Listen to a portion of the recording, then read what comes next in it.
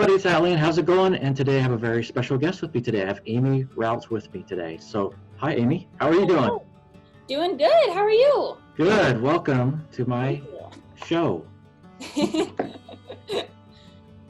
So, how are you holding up in this crazy time that we're in right now? Just trying to keep myself busy, trying to get outdoors in some way. I've been gardening, haven't been able to get to the desert, but hopefully that changes in the near future, but I guess we'll see. Now, do you have any, are any parks closed out there where you are? Yeah, so down in Moab, where we spend a lot of time, we actually can't go camping right now, even dispersed camping, anything like that. In like some of the counties down there, we were planning on an 8-day climbing trip, and that can't happen just because, and I mean, it's understandable. We would have to get gas, and it looks like a lot of the outdoor places are kind of crowded right now. So we just decided to, the best thing was to stay home. And so we're putting that off for a later date. Yeah, I know the feeling. Like, I have a trip planned beginning of next month, and I'm like, well, do I go or not? It's over in West Virginia, which was like the last state to get a case of it, which I knew they had cases of it, but they just didn't test till now. But it's kind of like, it's the middle of the wilderness. It's like, why not go? But like you said, I have to stop and get gas and probably stop and get food. And so I'm going to interact with people. You interact with people no matter what. So do I risk it? I don't know. And I don't know if it's like it is, if it's crowded where you are at, but I mean, I think, because I have my local mountains as well, and people are saying it's just packed with people. And so it's almost like one of the worst places to be. Right. I mean, I also live like right up against the mountains here in Salt Lake. And so, all the local people are headed out there because they don't have work or don't have school. So it's just kind of how. Yeah, and they're telling us, go ahead and go outside. It's okay, go hike, So so people everyone's going. People who don't normally ever hike are going out and hiking. Yeah. So a little crazy out there. Yeah, it's nuts. And I went to a store yesterday because I had to, and it's so weird when you do see people, because they're like everybody looks at each other like they have the plague. Like they back up and they're like, whoo! It's like, it's so weird. Like, oh man. Yeah. A little wild. I was supposed to go to Boulder in May, and I guess that's not going to happen now. Dang, yeah, that sucks. It was for work, but work canceled it. So I may get to go in October. We'll see. But I'm just like, man, come on. Yeah. I mean, I'm even worried because we're supposed to do the JMT in August, and I'm even worried about that. Yeah. And I guess we'll find out. So I told the Show Brothers the other night, it's like I could see this going on all summer. Yeah. From what they're saying. So, that's a long season to have to lose, which stinks. Yeah. But it is what it is, I guess. So what do you think about, the through hikers, getting affected by this, the AT hikers, the PCT hikers having to get off? Man, that's rough. I think that's really rough. Yeah. I mean, it's understandable why people are being asked to, cancel or postpone, but yeah, that really sucks. I mean, I was talking about it with my family when I was talking about the JMT. I was like, the JMT is just a short section of, basically the PCT. And I mean, people, quit their jobs, they train, or sometimes they might train for a year, and they might spend, save up a lot of money and get ready to buy new gear and supplies. And like, it's, there's a lot worse things in the world. Obviously there's a lot worse problems, but it sucks. I mean, people change their lives to do that. So, I think, sucks for them. And so a lot of people just, may have been a once in a lifetime opportunity, and now they may never get to do it. So yeah, exactly. So I don't know. So you're out there in Salt Lake, you said, right? Yeah. You guys just had an earthquake, right? Is that right? Yes. Oh my gosh. It's been, on top of everything. So we got woken up about 7 a.m. It was a what was it? A 5.7 magnitude. That's pretty good size. Yeah, and which is like, you know, decent size. And then there were aftershocks throughout the day. We felt a couple, and then there was a 4.6 aftershock. So that one was bigger. Oof. And, you know, it's funny, I'm from California, and so earthquakes are not anything new to me. But those were still pretty big earthquakes. I mean, you know, I saw on social media people were saying, oh, you know, that's nothing. California, we have those every day. And, you know, you guys are such whiners. And I'm like, okay, no, I'm from California. And if buildings are damaged, you know, I mean, that's a big deal. Like, it wasn't a small earthquake. Yeah, I think a lot of people, it was their first time feeling an earthquake. Because, I mean, I didn't even know Utah got earthquakes. Right. Yeah, so yeah, it was kind of, you know, nerve-wracking a little bit, but luckily there was only minimal damage, and so That's good. I don't think there were any injuries. Yeah. Yeah. We've had a few in Ohio. We're actually on a pretty big fault line. Really? Yeah, I've only ever felt one, and it was like a 2 point something. But I Yeah. definitely felt it because I was at my old job, and I was sitting in a cube, and it felt like somebody like crashed into the building. Like if everything shook. I was like, what the heck was that? And then like the news came on, earthquake, and I was like, what? Yeah. Weird. That's pretty funny. Yeah, it was I mean, weird. yeah, plus too, it depends on how far from the epicenter you are, I think. I think it also might depend on how deep it is. I'm not sure. I'm not an earthquake expert. But I Yeah. think there's a lot of different factors that might make it feel bigger or cause more damage, even if it's smaller or bigger magnitude. So, yeah. Well, I'm glad everything's okay. Glad you guys are safe and everything. Yeah. Yeah. All right, so let's talk about hiking and stuff. Well, tell me. I asked this about from everybody. How do you get it? How did you get into hiking, camping, backpacking, all that stuff? How'd you get into it? So when I was just getting into college, I, for some reason, felt the need to backpack, and I am not really sure where I got the idea from. I have no idea. I didn't grow up backpacking or anything like that. I grew up off-roading, and so I did have a love for the outdoors. I always liked, you know, we would be on trails or in washes with dune buggies and dirt bikes and quads, and I would, you know, want to climb the sand dunes and that kind of thing. But hiking, backpacking wasn't something we did, and for some reason, there's just something in me that really wanted to do it. So I got online, read a bunch of blogs, and then my mom took me to REI to get my very first backpack. And I don't know how to explain it. It was something that happened. And my first backpacking trip, I convinced my then boyfriend to go with me, that poor guy.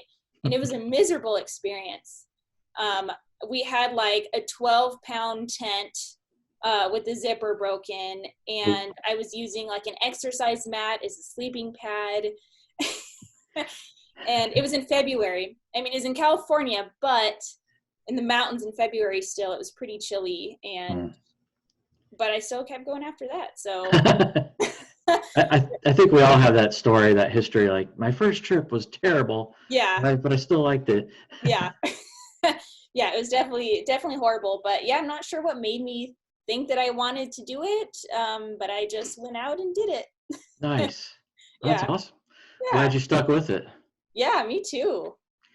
So, you know, living out there in Utah now, you have a pretty awesome backyard, right? So, what's it like having so many options for places to go? How do you choose where to go when you have so many options? Like here in Ohio, I have to drive 3-4 hours to get to anything worth looking at. Right. But it's probably like 15-20 minutes and you're somewhere cool, right? Yeah, I mean, I'm butted up against the Wasatch, and it's 5 to 10 minutes to the mouth of the canyon. And then from there, depending on traffic, it might be, you know, a half hour to the top or an hour to the top. But yeah, I mean, it's all right there. A lot of that, I have been backpacking in the Wasatch. It's mostly a lot of day hiking, I guess. But then I have the high Uintas that are only an hour and a half away. And that's amazing. So it's hard to pick where to go each year because I make a wish list actually for every year, an adventure wish list, and it's always longer than what is possible to see in one season. I don't know. I mean, I usually plan certain things every year. Like I always want to go to the Wind River Range every year. I usually want to go to the Sawtooth Range every year. And then the desert, I mean, the desert is endless possibilities, and that's amazing for winter, spring, and fall. And so I have just like this master list of, okay, I want to do this and this and this. And then there's this year where I have the JMT, and so I decided because of that, I'll stay in the local mountains, stay in the high Uintas, which means I'll be giving up the Wind River Range. But I mean, I just want to do it all, and I can't. Right. And so usually I just, whatever happens kind of happens, and I can't really go wrong. So do you prefer the canyon versus the desert versus the high alpine environment, or is it all just awesome? It's so hard to answer that, because part of me says I really like the high alpine, lake camping, but I mean, because it's just, the scenery is so dramatic. But for some reason, I'm also really drawn to the desert. And yeah, it's just so hard to pick. I don't know. I mean, they're both amazing. Yeah. Yeah. Yeah. I've been to Salt Lake once. I went to, it was like 12 years ago. Yeah. But I went to Salt Lake and Park City, and I didn't get to do any hiking, unfortunately. Yeah. But man, it was just beautiful out there. Just gorgeous. Yeah.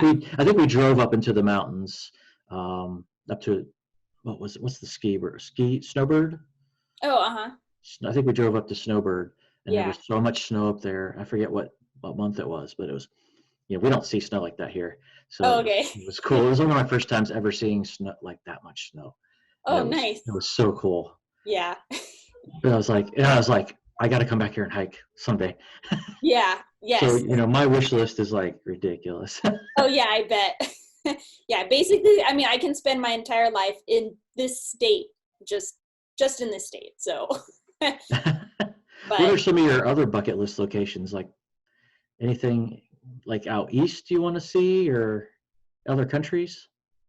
There isn't really anything out east that I can think of that I want to see. I'm sure there's amazing stuff, but I just have so much it's so close to me. And same for, going out of the country too. I never put much thought into leaving, exploring outside the country, just because there's so much here. Yeah. I mean, I did go to New Zealand in January. It was for a friend's wedding, and so that was kind of like a lucky thing. And New Zealand is amazing. I would like to go back there, definitely explore more of the South Island.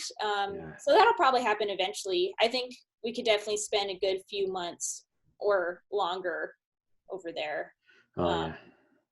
Yeah, I don't know. I think I'm in the spot though that I want to be here in Utah. I've got access to, so much. I mean, I wish I was a little bit closer to the Sierra, but it's still not that far, right? Depending on where you're going, it can be like an 8 to 10 hour drive. I mean, it's only one day of driving, so that's not bad. Yeah, it's not horrible at all. Yeah, I have never backpacked out west of the Mississippi. I've never backpacked, but I've done tons of day hiking. Yeah. I've hiked Yosemite, I've hiked Zion, all kinds of places. So you sampled it. So I've sampled it, yeah. And I'm just like, I want to come, spend days here. Yeah. So man. Yeah. It's funny, my wife, who's like not into the outdoors at all, like she doesn't like camping. She wants to go to Iceland. Oh, nice. And she wants to get a van and do like van camping. Yeah. Heck yeah, let's do that. That'd be awesome. The waterfalls, yeah. Yeah, so we might do that someday. I don't know. Yeah, I mean, that's a good one to do. I think a lot of people enjoy that trip. Mm-hmm. Yeah. So let's talk about YouTube a little bit. Your channel is blowing up pretty quick. So what made you decide to start doing a YouTube channel? So I kind of talked to the Shill brothers about this too. It was kind of it was a long time coming type of thing. When I got my family into hiking, I took them to all 5 parks in Utah, and I filmed them with like a crappy GoPro, and I made a family video for just them to watch. But I put it on YouTube, and I mean, they were public videos because I didn't really know or care, but I had a lot of fun editing them. And then one of them ended up getting a lot of views, and I was surprised. I was like, I was just uploading this for my family. And then years went by and I started getting into solo backpacking. And when I was solo backpacking, I'm like, okay, what am I going to do with all my time? I'm not going to hike.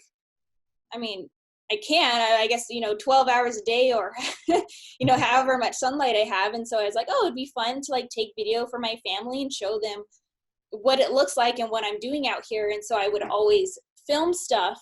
But I would never end up following through with it. I'd be like, oh, this is stupid. I would talk to the camera and say like what I was doing. I was like, oh, this feels so weird. This is so dumb. And so I'd get home and I would just, delete it all. And then I don't know, a little over a year ago, I was like, well, I don't know. I kind of want to try it and actually stick with it and do it. And then I have, my boyfriend Carson, and I was like, oh, perfect. He, it would be great at helping me get shots. And so, and he was all for it. He was excited about it. And so it kind of just happened. And I decided I was going to actually do it and upload a video. And I did. And then it just kind of went from there. Nice. Yeah. So you're at what, about 2,700 subs now? Something like that. I haven't really been checking that much lately. I've been kind of distracted. Yeah. With everything going on. So understandable. Yeah. But I'm somewhere around there. Yeah. Nice. Well, that's awesome. Yeah. Yeah. A lot of I noticed but all your videos are good quality. Like you did the right thing. Like you started out making good quality videos. Thank you. Yeah. I spend a lot of time editing them. Yeah. Which is the mistake I made. Like a lot of my early videos are so bad. They're just, man, I'm like, they're unwatchable. Like, yeah. No wonder nobody wanted to watch these. I can't even watch my own videos. That's funny. But it's good to kind of do things right to start when you're starting out and just do it. Yeah. I mean, I definitely still make a lot of mistakes. The last 2 videos I filmed, they were completely solely on an iPhone. Well, most of it was, and I accidentally hit something that turned off the audio. And I mean, and I had no idea that I could even do that. It's like right there on the screen, and I don't know. And so that's like another lesson. So it's, I definitely have a long way to go. Yeah. I've done that a couple of times when I was using the GoPro. Like I didn't realize it wasn't recording audio and I wasn't checking, and I lost like an entire trip. Like like a really cool hike and no video to show for it. Like it was unusable. Yeah. It's so I feel like that's going to keep happening though. Yeah. Probably happens to everybody. What do you think's your biggest challenge when filming? What drives you the most crazy? I mean, outdoor videos are always really fun for me. The indoor talking head videos I struggle a lot more with. And I mean, a lot of people notice I don't post so many gear videos, and I don't know, I struggle to film indoors and, just do talking head type of things. I mean, I feel like I always have lighting issues, audio issues, and it's just not as fun as the outdoor stuff. I mean, of course, there are things that I want to film, and so it's not like I'm forcing myself to film these things. It's just a little bit more of a struggle. And I don't know, like it's the lighting and audio issues. I always seem to have something wrong. It's still a definite learning curve. My wife bought me a whole studio set off of Amazon. It's got the 3-point lighting. It's got everything that you need. And I was like, oh, all I have to do is set this up and it'll be perfect. Right. And I still don't like the way the quality of the videos. Yeah. Yes. So now I'm like watching other YouTube videos, like how to do this properly. And there's like a million, it's like, what do I do? Why does it look so bad? Right. Or some people make it look so easy, and then you're like, okay, I just have to kind of do it like that. And it just doesn't work. Yeah. It just, some people it's like they just naturally have that knack, that ability. Yeah. That and good equipment too. My lights aren't really powerful, so it's definitely a struggle. What camera are you using to film now? So I when I'm doing talking heads, I do use the Sony A5100. I like using it because it actually has a flip screen so I can see, which isn't always, I mean, it doesn't always help because I'm like, oh, I can see where I am in the frame and I can see if I'm, you know, in focus or not. But my eyes aren't good enough to see that far away. So I have definitely filmed videos where I was completely out of focus, but I couldn't see even though I had the screen flipped towards me. Yeah. But it's still really helpful. It's nice to see where I am in the shot. So that's why I use that. Yeah. I just switched to a Canon M50 Nice. recently, and it's, you know, now that I'm shooting everything manual, it's like, there's Yeah. so many things to remember. And, you know, when I was doing a GoPro, it was just turn it on, make sure it's working. Right. And that was pretty much it. You don't have to mess with focus or anything. Yeah. And now it's like I'm doing all this stuff to make sure that the exposure's right, the focus is right. It's like, oh, did I remember to do this and that? It's like, yeah. Okay, it's like I got to balance that with enjoying the outdoors because I don't want the filming to overtake being outside. That's not why I'm out there. Yeah. Yeah, so it's a balance. Yeah, so it could be tough. Yeah. Luckily outside, I use the iPhone outside most of the time because I just found it so simple to have the gimbal and the iPhone, and it works out pretty well. I mean, and iPhones they do such a great job now. Yeah, Yeah, man, it's like a phone is almost all you really need if you want to get good quality stuff. Yeah, definitely. I almost thought like, oh, is this lazy? Would it be better if I had a camera? But I mean, I don't think anyone on YouTube would know the difference, really. I mean, if you're uploading on YouTube, if you're using it for commercial, sure. But I think on YouTube, it's like, it's good. So who are some of your biggest YouTube inspirations? Like, who else do you watch? Oh, I have a lot. There are definitely people that I watched before I thought about starting to upload videos on YouTube. One of the bigger ones is Joey Coconato, I think is how you say his name. My Own Frontier. Oh, yeah. He makes a lot of videos in areas that I also explore. And so he's like purely trip videos. And so I got a lot of inspiration from that because I'm like, I just want to make trip videos. But I really enjoyed his videos because they really show, you know, the trails and the scenery. And again, in areas that I spend a lot of my time in or that I want to explore. So that makes him like one of my top #1 channels. And then I did watch This Girl Hikes before I started making videos, and her aunt, Catherine Gregory. I did watch their channels because they were also exploring areas that I was interested in and, you know, showing a lot of trips and trails. Yeah, I don't know. And then, I mean, since there's so many, it seems like when I started making videos a little over a year ago, it seemed like all of a sudden there were a bunch of other awesome YouTubers that kind of popped up. I don't know if it's just because I suddenly noticed people that I didn't notice before, or if it's kind of been, the community's been growing. Yeah, it's definitely been growing.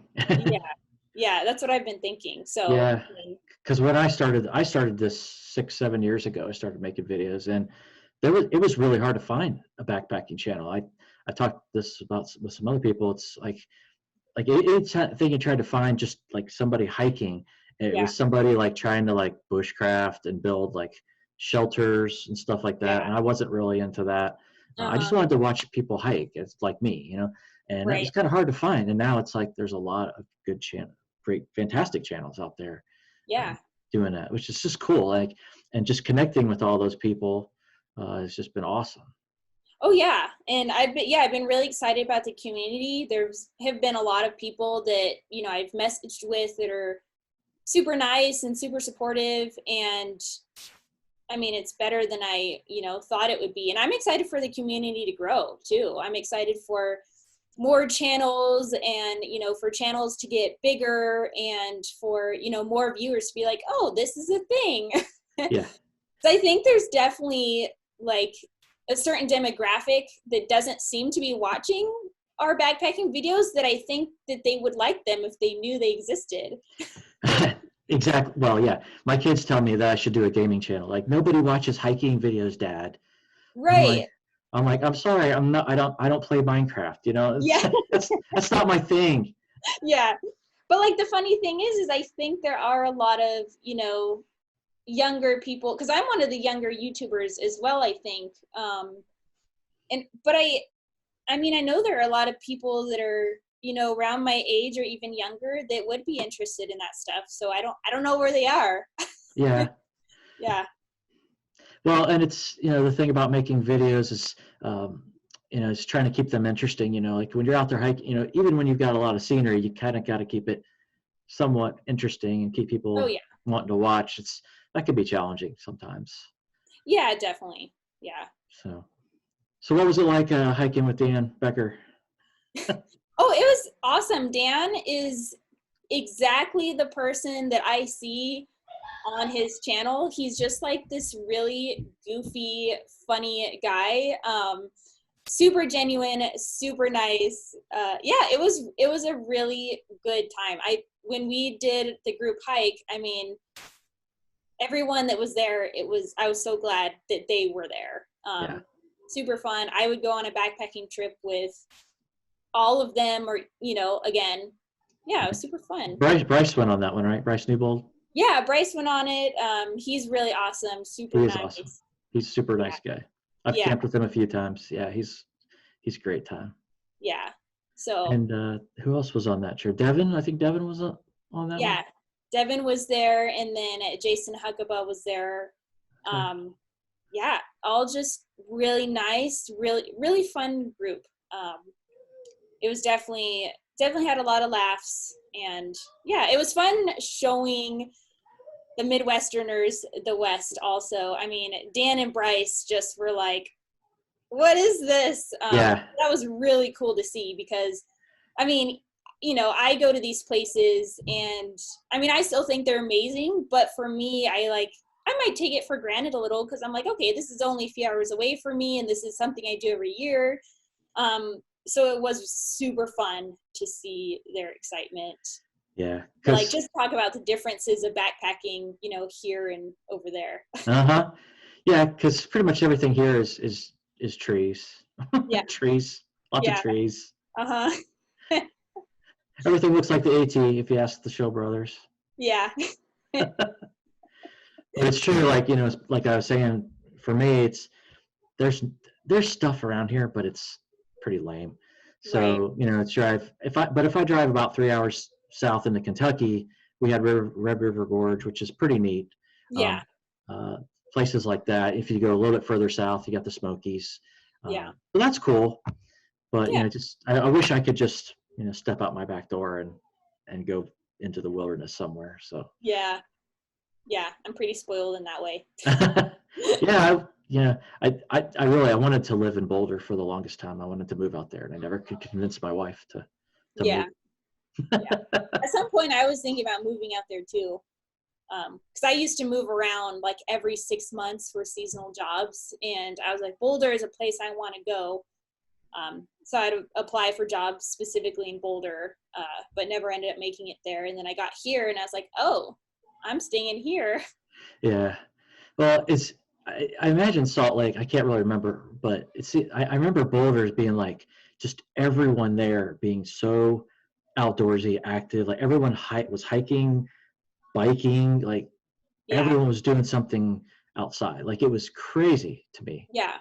There is a huge outdoor community here. And it was funny. I think Carson pulled up I don't know if it was an ad or an article, maybe it was about the earthquakes, but it showed a crack in the ground, and it showed a person standing next to the crack, and they were wearing like climbing approach shoes. And he was like, only in Salt Lake or Utah would there be like an article of somebody in like outdoor, you know, like approach shoes. Like that's not something you see in other places. Right. But yeah, I don't know. It's like a very big outdoor community. Of course, there are people who grew up here and don't go outdoors. But in all the other well, I don't know. I guess I lived in specifically outdoorsy places. But I mean, if you talk to someone on the street, the likelihood that they ski or climb or hike is pretty darn high. Mm-hmm. Yeah.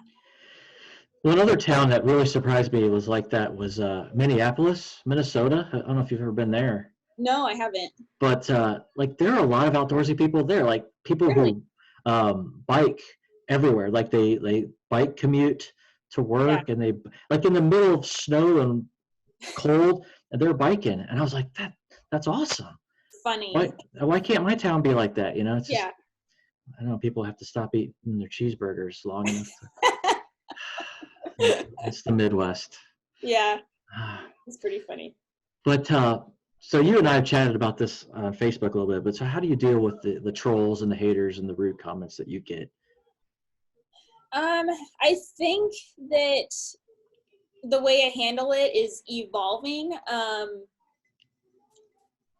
I think for the most part, so I mean, I do like to look at comments and make sure, okay, is this somebody that's trolling, or is this criticism that I should like accept, or, and so I always look at that. And there have been a few comments where I was initially like kind of irritated, and I was like, okay, well, sure, they're just offering some criticism and it's fine. They're not like,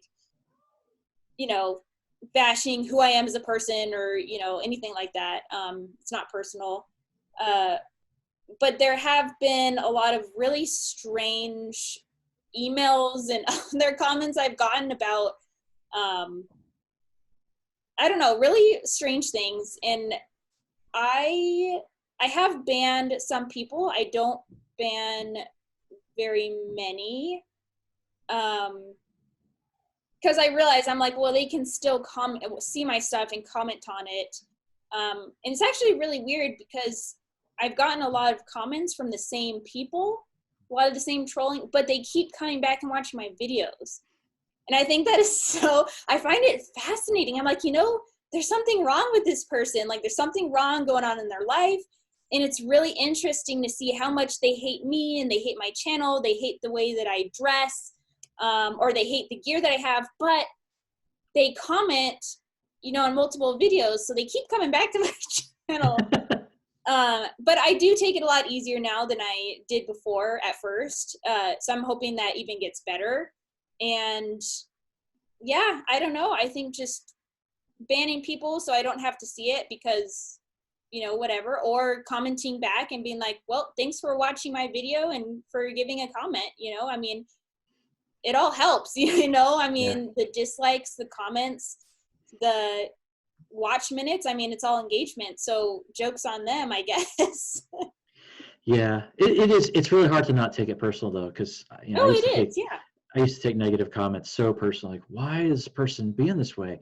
And Right. I'm just like, it's just somebody being a keyboard, just hide behind a keyboard, and people will say a lot of things that they would never say to your face. Oh, for sure. And I definitely wonder about these people, who they are. Is this someone's mom? Is this someone's brother? Is this someone's, uncle? And it's like, okay, these people are like, who are these people? Because I would never say, like, I never go online and say mean things to people, and it's just weird to think. I do kind of start thinking about it and get into this like weird, thinking of like, what is this? What is happening? What is wrong with this person? Are these people walking among us just in everyday life? Like, are these our, best friends or our family members? Like, it's just strange to think about who these people are. And like, you see someone on the street and be like, okay, are you a troll? Like, I don't know. It's just, it's funny. Yeah. It's like, I told Dan this, it's like, it doesn't matter what video I put out a video on any topic. I immediately get like 2 or 3 dislikes. Like before video, it's like, there's no way you could have even watched that video. It's like, how can you dislike it? So it's like, there's someone out there who hates me, but they're like subbed to my channel or something. It's like, I don't understand. Why what else did you have other things to do with your time? But yeah, I hope they're watching this right now. I hope so. So they can dislike it as soon as it goes live. Yeah, exactly. But like you said, it's all engagement, and whatever, keep disliking. I don't care. yeah, keep coming back. Give me the watch minutes. Sure, I guess. Exactly. So. Yeah. Yeah. But I've had to block email addresses too. Yeah. Yeah, I get weird emails sometimes. Now, are you on other social media too? Or are you like Instagram or anything like that? Yeah, I have an Instagram account. I've had that for a lot longer than I had my YouTube channel, and I did grow like somewhat of a following on there, and it just kind of dropped off. I don't post on there so much anymore. I don't really go on. It kind of, I mean, I post every once in a while my adventures, but I mostly post stories, actually mostly of the dogs that I've been fostering. So it's not a lot of outdoors. Oh, that's cool. Yeah, but my feed is, so. Huh. Yeah. So where do you see your channel like in the next like 4 or 5 years? Do you see yourself still doing this, or just kind of taking it one day at a time, or? That's a hard one to answer. I don't have definitive plans. I think in like a perfect world, I would like to still be doing this. I think that I would like to be making almost solely trip videos would be the ideal thing. Yeah, I don't know, kind of taking a day at a time and seeing like that's a potential course, and we'll see what happens. Yeah. Yeah, I'm with you. Like all I really want to do is trip videos. Yeah. I hate doing talking head or gear reviews and stuff. It's awful. Yeah. Yeah. And there are some people who are just great at it, you know. Oh yeah. But for me, it's just ugh. Yeah. You can tell, like you can tell that I'm not into it. It's like who wants to Yeah. watch that? Yeah. And I mean, the thing that sucks about it is they're kind of low commitment videos. I mean, you can go into your, backyard or wherever and, film in an hour and be done with it, or, something like that versus, spending a weekend hiking and bringing camera but there's just something so much more fun about it. Yeah, I agree. Yeah. And then I try to always be such a perfectionist with those type of videos, and they end up never turning out the way I really want them to be. Same. Yep, and I'm same. like, I don't even want to publish this thing right now. Yeah. Yep. That's what always happens to me. And for me, so I get this weird thing. Anytime I upload a video where I talk about any gear, I haven't really done any in-depth gear reviews, but if I do post a video with gear, I get a lot of comments saying, why didn't you say all the stats of the gear? Why didn't you talk about, and I'm like, well, it wasn't a gear review video. I was just, it was a part of the video, but it was, and I've gotten weird comments like that where people, I think I've done a couple, oh, this is what I carried on my trip. And someone got so angry that I didn't talk about my water filter and why I chose that water filter. And I was like, well, this wasn't a review video. I was just pulling stuff out of my backpack. I'll answer you. Like, I totally get if you want to know, and I definitely welcome questions. I try to respond to every single comment I get, and I will respond and answer, but yeah, I don't know. And so it makes me not want to post anything right, about gear. I honestly, I hate making those videos, and I don't even do it anymore, where people just read off stats like this weighs 3 grams, and I can go on the website and read what the stats are. I want to hear what you think about that piece of gear, well, and that's the thing is, I'm like, well, if they are asking questions about the stats or the specs, I will go online, search it up, and then just basically copy paste that right into the comment. And I'm like, you could go do that too if you want even more specs, more description. Feel free to go to this website, type it in real quick and it'll all be right there. Right. But I don't mind, doing the search for people as long as they're, nice about it. But people make a big deal sometimes. Do you feel like some people are just so over the top about the gear, like they've just made it more about the gear than the actual experience of nature? Oh, absolutely. I mean, and again, another part of sharing my gear with people is, well, why did you choose that? And this is better. And why don't you try this piece of gear? And it's like, okay, for stoves, there are so many options, right? And a lot of people have their favorite one. And so if I were to have the same thing as someone else's favorite thing, well, then this person who has a different favorite thing would say, well, why don't you have mine? And it's like, well, other people could say the same thing. Right. And so there are some people that think that, you know, what they love is the only gear there, and it matters so much. And, you know, for me, I'm not usually a through hiker. I'm not, I mean, like, sure, I do some harder miles, but if I'm carrying something that's a few extra ounces, it doesn't make or break my trip. And so I get a lot of people that say, well, you should be trying to go, you know, I mean, I'm pretty light, but people think I should go lighter. And I'm like, well, I'm still getting out there and doing it. So Exactly. so I'm not that worried. I'm not going to look too much into the gear and buy all the different things and try them. If I had the money to do it, maybe I would. But I don't. So Yeah, I just get really tired with the gear shaming, and you know, it's like you're not light enough, or right. this or that, and Yeah. it's like, you know, it's like I don't like alcohol stoves. You know, Right. I like canister stoves. Right. Yeah. So and I get blasted for that. Yeah, that's silly. And it's just fun. I don't know if you follow Syntax 77, if you've seen any of his videos. Yeah, I do. Yeah, so he just posted a video where he's got like a 75-liter pack that he's bought for winter. And people are just blasted him about, why you buy that huge heavy pack? Who cares? That's what he wants to use. That's what he wants to use, and that's what you know. It's his thing. Yeah, I mean, it's just it's crazy. I think it's absolutely insane. Like I said, especially with so many options out there. I mean, everyone has different preferences. Everyone has different needs. You know, and even, you know, backpacking over, you know, where you are versus backpacking in the West. I mean, there are different considerations, and, you know, which might lead to different decisions in gear. So right. Yeah, because I pretty much exclusively hammock camp, because I have so many trees here in the Midwest. But you know, if I came out there, I don't know. I guess you can hammock camp. I think you can make it work in the mountains, depending on where you're going. But I mean, because people always ask me, why don't you hammock camp? Why don't you hammock camp? And I'm like, well, when I'm in the desert, it's not useful for me, and I don't need both. I only need one, and a tent works out really great for me.